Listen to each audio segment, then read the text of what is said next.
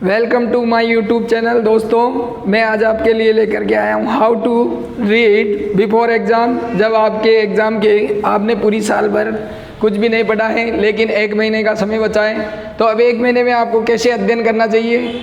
अब देखो, इधर जैसे एक हाथ होता है उसमें 5 उंगलियाँ होती हैं और पाँचों उंगलियाँ जिस तरह से समान नहीं होती, उसी तरह से किसी भी बच्चे की जो उंगलियाँ होती हैं समान नहीं होती है हाथ की, उसी तरह से सब्जेक्ट भी जो होते हैं वो समान नहीं होते, वो भी असमान होते हैं। अगर किसी में आपकी प्रिपरेशन जो है वो बहुत अच्छी है, तैयारी बहुत अच्छी है, लेकिन जो बहुत से सब्जेक्ट ऐसे होते हैं जिनमें तैयारी अच्छी नहीं होती है। जैसे मान लो किसी के लिए फिजिक्स टफ होती है तो किसी के लिए मैथ्स होती है, किसी के लिए इंग्लिश होती है। तो अब आपको इसमें तैयारी, जब एक ही महीना बच गया हो तो किस तरह से तैयारी करनी है। तो आपको सबसे पहले ये करना है, जैसे ये 5 एक सब्जेक्ट है आपके पास, तो इनमें से जो सबसे घटिया सब्जेक्ट है, जैसे मान लो ये 5वें नंबर का सब्जेक्ट आपका घटिया है, तो इसमें आपको फोकस करना है उन्हीं बिंदुओं पर जो आपको याद है। अब नया कुछ भी नहीं पढ़ना है, जो आपको फोकस करना है किस पर, जो आपको इसमें से, जैसे मान लो 15 लेसन है,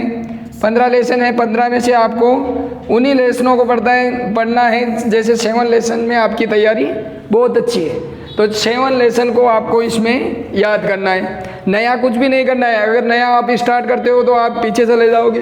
अब फिर इसके बाद में जैसे ये 7 लेसन आपके कंप्लीट हैं तो इनको इतना कंप्लीट करना है कि इनमें जैसे मान लो ये 40 नंबर के हैं तो 40 में से 39 भी नहीं आने चाहिए।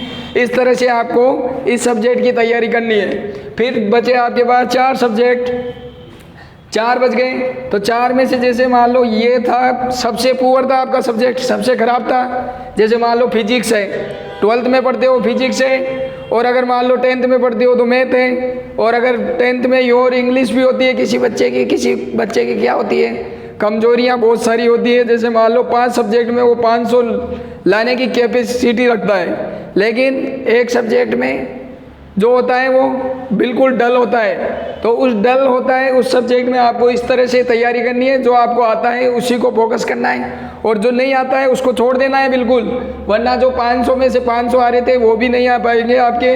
तो आपको इस तरह से तैयारी करनी है इसकी।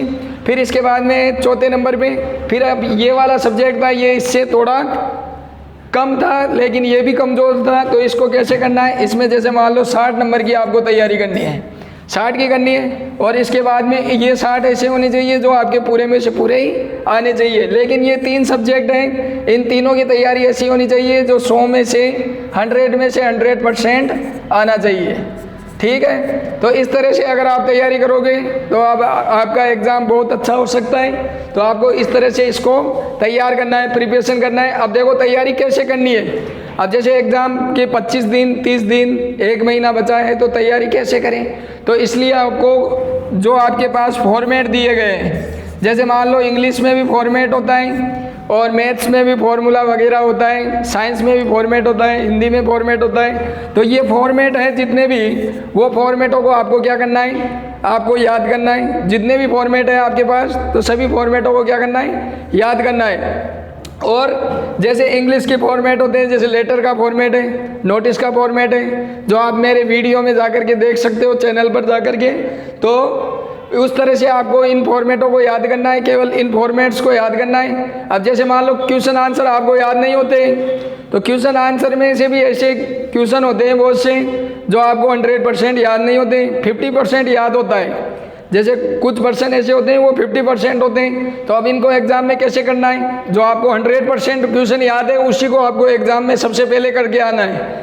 मतलब जो 100% आपको याद है उसी को सबसे पहले करना है, फिर उसके बाद में जो 50% याद है उसको करना है, और जो बिल्कुल ही याद नहीं है उसको भी आपको एग्ज़ाम में करके आना है। अगर आप कुछ ना कुछ करके आते हो तो एग्जामिनर आपको नंबर देता है। तो आपको इस तरह से तैयारी करनी है। फिर ये फॉर्मेट के बाद में आपको क्या करना है, फॉर्मेट के बाद में आपको जाना है आपके मॉडल पेपर पर। जो मॉडल पेपर दिए जाते हैं, जैसे पिछले 10 वर्ष के हैं या 5 वर्ष के जो मॉडल पेपर हैं, तो उन्हीं में से क्वेश्चन बार बार पूछे जाते हैं। तो उन्हीं की तैयारी आपको अब करनी है। और दूसरा, जो नया कुछ करना है वो नया कुछ भी नहीं करना है आपको। जब 1 महीना बच जाता है तो आपको बिल्कुल भी नया कुछ नहीं करना है, जो आपको आता है उसी को रिपीट करना है।